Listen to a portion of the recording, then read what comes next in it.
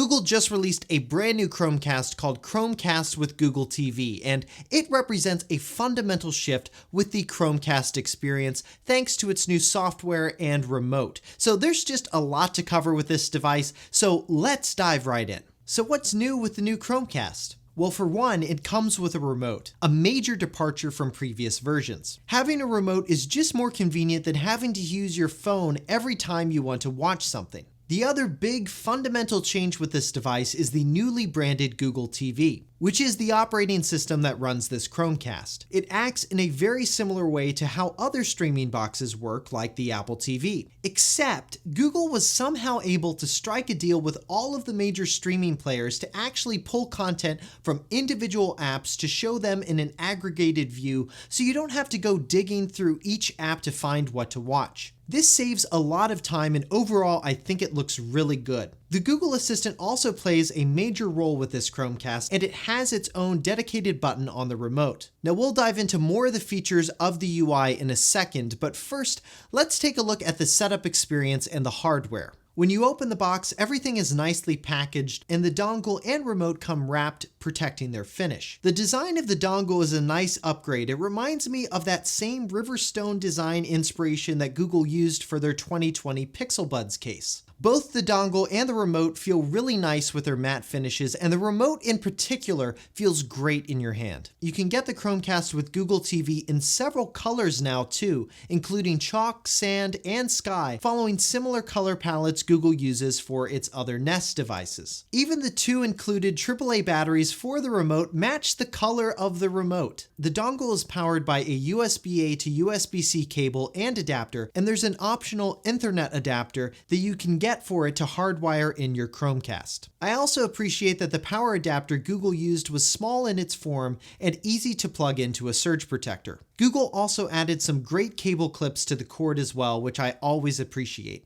Alright, now let's talk about the setup process. You use the Google Home app to perform the setup, and the steps are similar to other Nest devices with a few differences. There are more security steps that I ran into with this process. At one point, I was asked to confirm my identity with my face on my Pixel 4 XL, as well as signing in again to verify my Google account. Another interesting thing is that this Chromecast does include voice match with the Google Assistant. So when you use the Google Assistant, the results you get will be your own personal results. One of the last steps in the setup process is selecting the different apps that you would like to add to your Chromecast. If you've signed into services before on your Android device, Chromecast will use Smart Lock to automatically sign you into the app when you click on it in the UI. Pretty much all the apps were there that you'd expect here in the US, except for Apple TV+. Since Google TV will be the operating system for a lot of TVs out there from different manufacturers, my hunch is that Apple TV+ will show up at some point on this platform. But until then, it is the only glaring omission in terms of streaming services.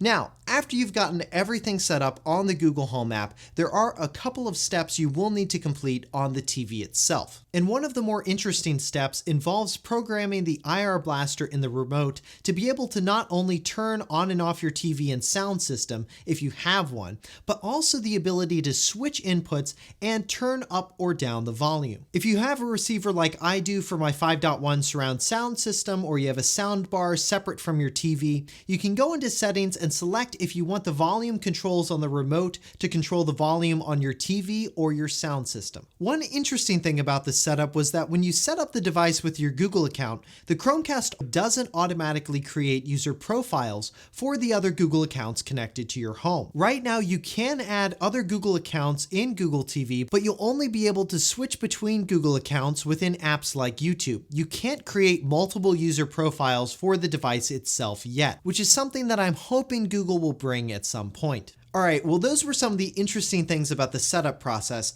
Now I'd like to take you through my first impressions of the device as well as some standout features. The most striking thing about it when you set it up is seeing all of the media being pulled from various apps into one view. It'll even pull in movies and TV shows that you own from your library, as well as videos from YouTube. This is very similar to what Apple has been trying to do on the Apple TV, but Google has taken it further by being able to parse out Netflix videos and pull them into this view, which is a huge deal. I absolutely love that when you select a movie, for example, by hitting the center button on the remote, it'll show you a description of the movie, its rating, the Rotten Tomatoes score, when the movie was released, runtime, in either play or rent/buy button, add to your watch list, show the different apps you can play the movie on, and give you the option to mark the movie as watched, and rate whether you liked it or not, which will help improve your Google TV recommendations. You can also scroll down to see more information like cast and crew,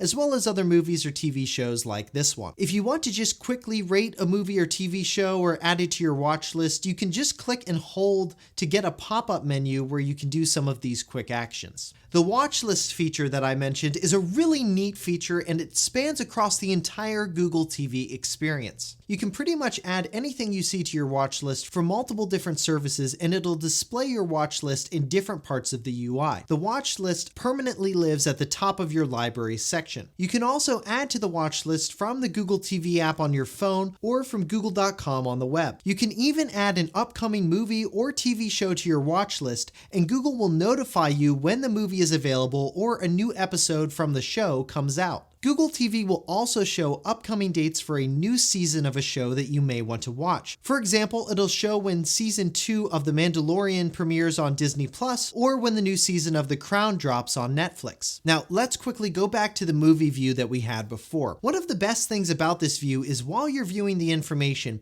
YouTube will start playing the trailer to that movie or a scene from the movie or TV show in the background. And if you don't do anything, it'll just fade in the trailer so you can watch the whole thing. This is very similar to the auto-playing trailers in the Netflix app. If you click back out of the trailer on Google TV, the volume will lower and show you the info for the movie/TV show again. When you're actually watching something, to play or pause the content, you use the center button on the remote. To bring up the playhead to see how much longer you have till you finish, hit either the top or bottom button of the wheel. And to skip back and forth in the media, and use the left and right buttons on the remote. If you hold down one of these buttons in some apps, you'll rapidly move through the content. Another tidbit I've got for you is that if you want to make your content recommendations even better, scroll down to the very bottom of the For You section and adjust the services selected that Google will use to recommend content to you. Alright, now one thing that's quite striking about the Google TV experience is everything you can do in settings. We don't have time to cover every single thing in settings, but I do want to mention a couple of interesting ones that we ran into. The first one is when looking at the remote, there's actually software that runs on it that you can update. Also, this Chromecast has Ambient Mode, so you can turn your TV into a giant Nest Hub display. You can choose to show Google Photos on your display, and you can select which albums you want displayed on the Chromecast in the Google Home app. You can also, of course, toggle on and off location data, weather, and the time from appearing over the photos when they display. And you can use the left and right buttons on the remote to advance or move back the previous photo being displayed on the screen. Another thing to make sure you check out in settings is what resolution your Chromecast is set to. We changed ours to 4K 30Hz from 1080p at 60Hz.